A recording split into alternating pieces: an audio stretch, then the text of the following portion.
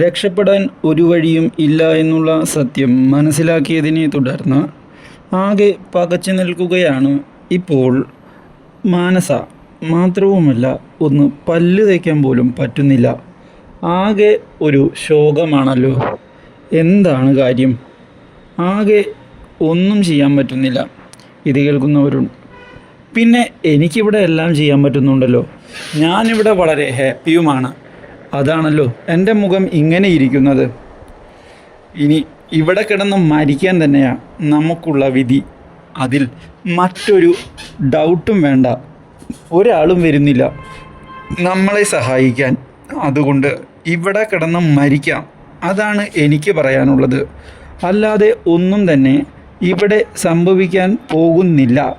നീ അത് ഓർത്തു വെച്ചോ എൻ്റെ മാനസേ. ഇത് കേൾക്കുന്ന മാനസ ആകെ ടെൻഷനിലാവുകയാണ്. ഇനി എന്തു ചെയ്യും? എങ്ങനെ കാര്യങ്ങൾ മുന്നിലേക്ക് കൊണ്ടുപോകും എന്ന് ആലോചിക്കുന്ന അവൾ ഇതേ തുടർന്ന് വീണ്ടും തൻ്റെ അന്വേഷണം മുന്നിലേക്ക് കൊണ്ടുപോവുകയാണ്.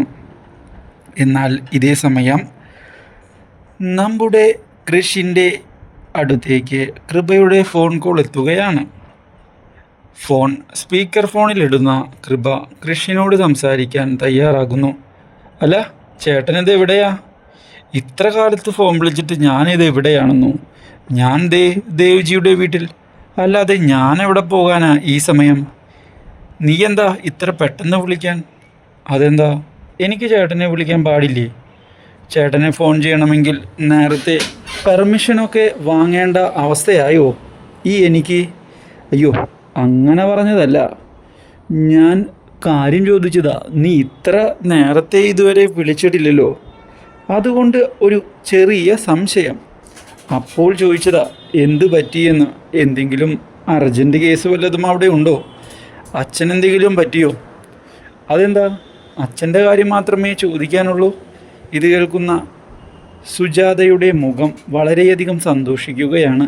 ഇപ്പോൾ അവൻ എന്നെപ്പറ്റി എന്തെങ്കിലും പറയും, അത് ഉറപ്പ് തന്നെയാ എന്ന് വിചാരിച്ച് നിൽക്കുമ്പോൾ, അല്ലാതെ പിന്നെ ഞാൻ ആരുടെ കാര്യം ചോദിക്കാനാ? നിനക്കൊന്നും സംഭവിക്കാൻ പോകുന്നില്ല എന്ന് എല്ലാവർക്കും അറിയാം. പിന്നെ നിൻ്റെ കാര്യം അന്വേഷിച്ചിട്ട് ഒരു ഉപകാരവുമില്ല. അപ്പോൾ അച്ഛൻ്റെ കാര്യമല്ലേ ഞാൻ അന്വേഷിക്കേണ്ടത്? വേറെ ആരുടെ കാര്യം അന്വേഷിക്കാനാ? എന്തായാലും കാര്യങ്ങൾ ഇവിടെ നല്ല രീതിയിൽ പോവുകയാണ്. ഞാൻ ദേവ്ജിയുടെ കൂടെ കിച്ചണിലേക്ക് കയറാനുള്ള തീരുമാനം എടുത്തുകൊണ്ട് ഇരിക്കുകയാണ്. ആണോ? ഞാൻ അമ്മ ഉണ്ടാക്കിയ ഭക്ഷണം കഴിക്കാൻ പോവുകയാണ്. ചേട്ടനിവിടെ ഉണ്ടായിരുന്നെങ്കിൽ നമുക്ക് ഒരുമിച്ച് കഴിക്കാമായിരുന്നു. ഓ, അതൊന്നും സാരമില്ല നീ. ഇതിപ്പോൾ എനിക്ക് ശീലമായി. ദേവ്ജിയുടെ കൂടെ നല്ലൊരു ബ്രേക്ക്ഫാസ്റ്റ്, അതാണ് ഇപ്പോൾ നടക്കുന്ന കാര്യം.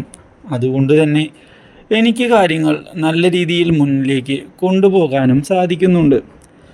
അതുകൊണ്ട് ഞാൻ ഹാപ്പിയാണ്. നീ ഫ്രീ ആണെങ്കിൽ ഇങ്ങോട്ട് വാ. ആ, അത് ഞാൻ വരാം. അല്ല, നീ എന്താ സ്പീക്കർ ഫോണിലാണോ ഫോൺ ഇട്ടിരിക്കുന്നത്? എക്കോയൊക്കെ കേൾക്കാമല്ലോ. ആ, അത് ചേട്ടാ, ഞാനൊന്ന് ചേഞ്ച് ചെയ്യാൻ നിൽക്കുകയായിരുന്നു. അപ്പോൾ സ്പീക്കറിലിട്ടതാ.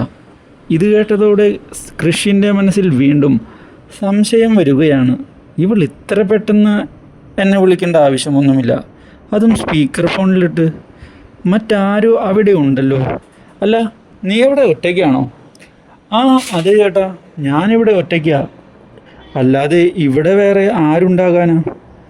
ആരും തന്നെ ഇല്ല ഇവിടെ. ചേട്ടൻ ആരെ ഉദ്ദേശിച്ചാ ചോദിച്ചത്?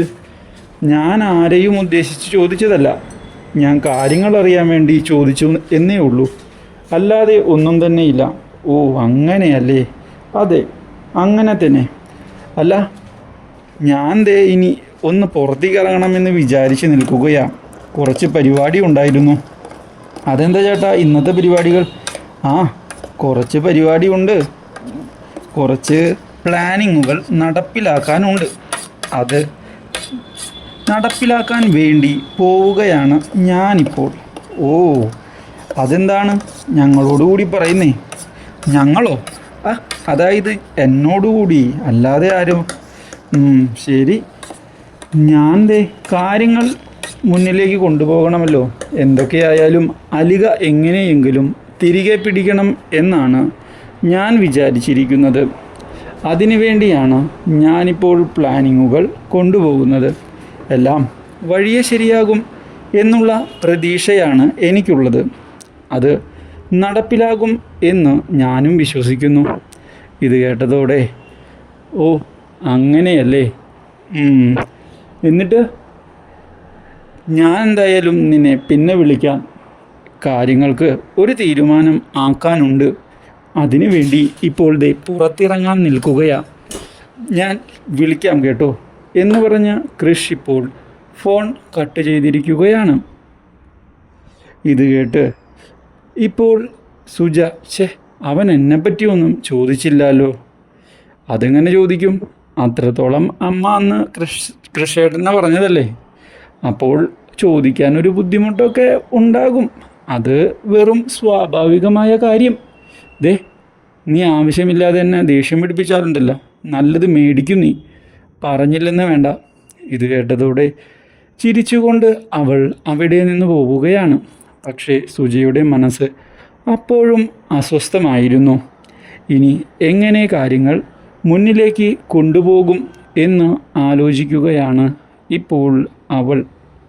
എന്നാൽ ഇതേ സമയം കൺമണി കൃഷിനെ ഫോൺ ചെയ്യുകയാണ്. കൃഷ് സാറേ, എന്താണ് ഇനി പരിപാടി? ആ മാനസയ്ക്കും വരുണിനുമുള്ള തീരുമാനമായോ? അവരെപ്പറ്റി തന്നെയാ ഞാനും ആലോചിക്കുന്നേ. ഇനിയും അവരെ ഇതിൻ്റെ ഉള്ളിൽ ഇങ്ങനെ പൂട്ടിയിടാൻ പറ്റില്ല. ഭക്ഷണമൊന്നും കിട്ടാതെ എത്രയെന്ന് വിചാരിച്ചാ അവരും അവിടെ കിടക്കുക. അത് ശരിയാ, ഭക്ഷണം കിട്ടാതെ എന്തെങ്കിലും സംഭവിച്ചാൽ അറിയാലോ കൃഷ് സാറേ, പണി പാളുവേ. നമ്മൾ വിചാരിച്ചതുപോലെയൊന്നും കയ്യിൽ നിൽക്കില്ല. അത് ഉറപ്പ് തന്നെയാ. അത് എനിക്കറിയാം. അതുകൊണ്ട് തന്നെയാ ഇന്ന് എന്തെങ്കിലുമൊക്കെ നടപ്പിലാക്കണം എന്ന് വിചാരിച്ച് ഞാൻ മുന്നിലേക്ക് പോകുന്നത്. ഞാൻ കുറച്ച് കഴിഞ്ഞ് നിന്നെ വിളിക്കാം. കാര്യങ്ങൾ എങ്ങനെയാണ് ഇനി മുന്നിലേക്ക് കൊണ്ടുപോകേണ്ടത് എന്ന് ഞാൻ പറയുകയും ചെയ്യാം. എന്താ? ശരി കൃഷ് സാറേ, എന്നാൽ കാര്യങ്ങളൊക്കെ നടക്കട്ടെ. പിന്നെ സൂക്ഷിച്ചും കണ്ടുമൊക്കെ ചെയ്യണേ. മാനസയുടെ അടുത്താ കളിക്കുന്നേ. കൃഷാ കളിക്കുന്നത്. അതുകൊണ്ട് കൃഷിനറിയാം എങ്ങനെ കാര്യങ്ങൾ നേരിടണമെന്ന്. അതിപ്പോൾ മാനസയായാലും മറ്റാരായാലും. നീ ഫോൺ വെച്ച് പോവാൻ നോക്ക് എന്ന് പറഞ്ഞ് കൃഷ് പോയിരിക്കുകയാണ്. ഇതേ സമയം പിറ്റേന്നായിട്ടും മകളെക്കുറിച്ചൊരു വിവരവും ലഭിക്കാതെ ഇരിക്കുന്ന ജയമോഹൻ ഇനി എന്തു ചെയ്യും എന്നാലോചിക്കുകയാണ്. ജയമോഹൻ്റെ ഭാര്യ മുന്നിലേക്ക് കടന്നു വരികയും ജയമോഹനോട് കാര്യങ്ങൾ ചോദിക്കുകയും ചെയ്തിരിക്കുകയാണ്. അല്ല, നിങ്ങളിപ്പോഴും ടെൻഷനിലാണല്ലോ. മാനസ, അവൾക്ക് എന്തെങ്കിലും പറ്റിയോ? എനിക്ക് ഇപ്പോൾ ചെറിയൊരു പേടിയൊക്കെ തോന്നി തുടങ്ങുന്നു. പോയിട്ടിപ്പോൾ ഒരു ദിവസം ആകാറായി, ഒരു വിവരവുമില്ല. അറ്റ്ലീസ്റ്റ് ഒരു ഫോൺ കോളെങ്കിലും. ഞാൻ അവളെ ഫോണിൽ വിളിക്കാൻ നോക്കി, ഫോണിൽ കിട്ടുന്നില്ല. ഞാനത് ഇന്നലെ തൊട്ട് ട്രൈ ചെയ്യുകയാണ് അവളെ ഫോണിൽ കിട്ടുന്നതിന് വേണ്ടി. പക്ഷേ ഫോൺ സ്വിച്ച് ഓഫാണ്. അതാണ് എന്നെയും ടെൻഷനിലാക്കുന്ന കാര്യം.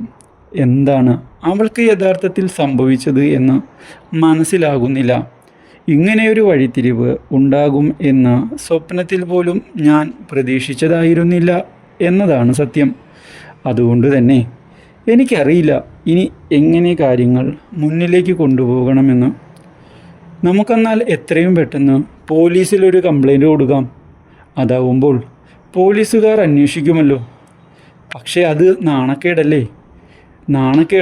നാണക്കേടും നോക്കിയിരുന്നാൽ നമ്മുടെ മകളുടെ കാര്യമാണ്. അവൾക്ക് എന്തെങ്കിലും സംഭവിച്ചിട്ട് നാണക്കേടുണ്ട് എന്ന് പറഞ്ഞിട്ട് എന്തെങ്കിലും കാര്യമുണ്ടോ?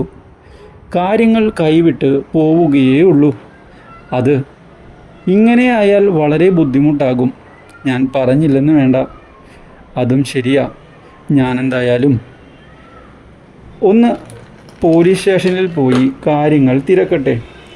വെറുതെ പ്രശ്നങ്ങൾ കൂടുതൽ വഷളാക്കുന്നത് ശരിയല്ലല്ലോ. ഇതോടെ ജയമോഹൻ കാര്യങ്ങൾ അന്വേഷിച്ചുകൊണ്ട് മുന്നിലേക്ക് പോവുകയാണ് ഇപ്പോൾ. മാത്രവുമല്ല, ഇതേ തുടർന്ന് പോലീസിൽ കംപ്ലൈൻറ്റ് ചെയ്യാൻ തീരുമാനം എടുക്കുകയും ചെയ്യുന്നു. പക്ഷേ ഇതേ തുടർന്നാണ് ജയമോഹനെ ഞെട്ടിച്ചുകൊണ്ടുള്ള ആ വാർത്ത എത്തുന്നത്. ഇതോടെ തകർന്നു പോവുകയാണ് ഇപ്പോൾ അയാൾ. കൂടുതൽ അപ്ഡേറ്റ്സിന് ചാനൽ മറക്കാതെ സബ്സ്ക്രൈബ് ചെയ്യുക.